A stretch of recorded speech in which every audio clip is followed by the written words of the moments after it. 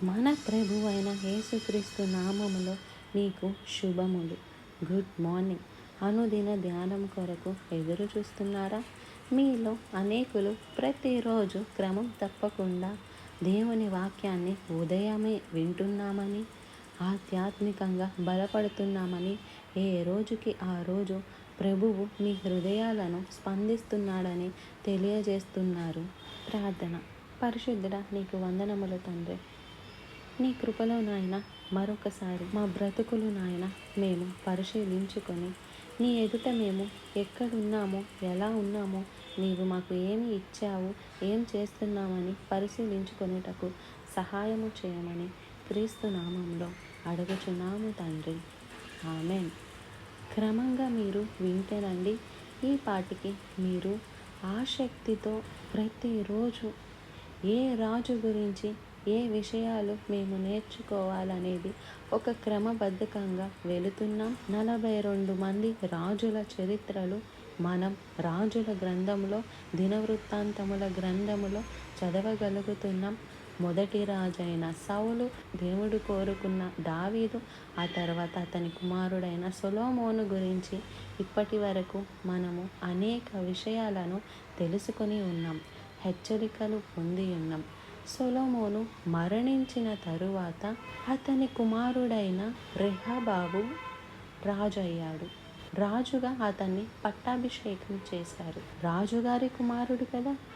రాజకుమారుడిగా అతడు పట్టాభిషేకం చేయబడినప్పుడు తనేమి కష్టపడకుండానే, తనేమి ప్రయాసపడకుండానే తన తాత ఆశీర్వాదం అంటే దావీదు ఆశీర్వాదం, తన తండ్రి దీవెన, తన తండ్రి సొలొమోను అటువంటి కుటుంబంలో నుంచి వచ్చిన దేవుని ఆశీర్వాదాలతో నిండిన రెహబాము రాజు అయినప్పుడు ఎంత కృతజ్ఞతతో ఉండాలండి.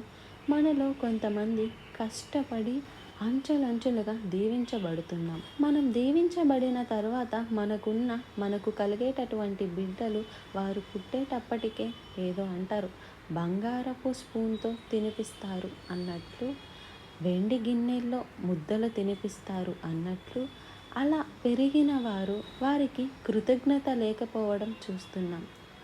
అందుకే మనం మన బిడ్డలకు కృతజ్ఞత నేర్పించాలి. దేవుడు ఏ స్థితిలో నుండి నన్ను తీసుకొచ్చాడు, నా తండ్రిని తీసుకొచ్చాడు, నిన్ను దేవుడు ఎంతగా దీవించాడు అన్నది ఆ బిడ్డలకు అవగాహన కావాలి. సొలొమోను చాలా గొప్ప జ్ఞాని, చాలా గొప్ప విషయాలు చేశాడు.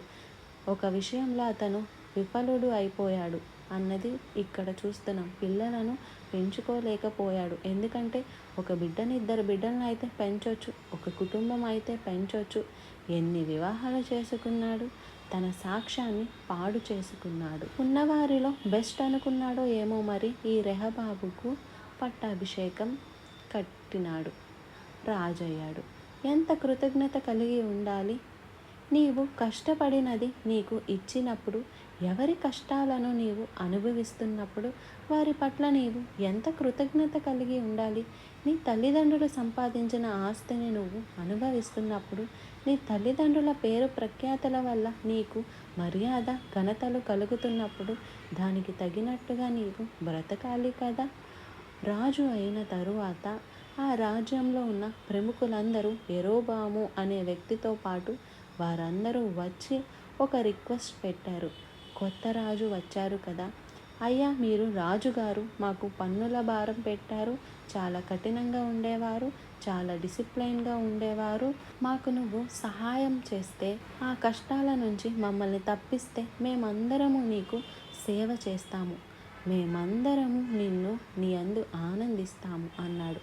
అంతే కదండి. ప్రతిసారి కొత్త గవర్నమెంట్ వచ్చిన వెంటనే పాత గవర్నమెంట్ వాళ్ళు చేసిన తప్పులన్నీ, లేక ఉన్న బాధలు, భారాలన్నీ చెప్పుకొని అంతకంటే మెరుగైనవి చేస్తారు అని ఆశపడుతుంటారు కదా.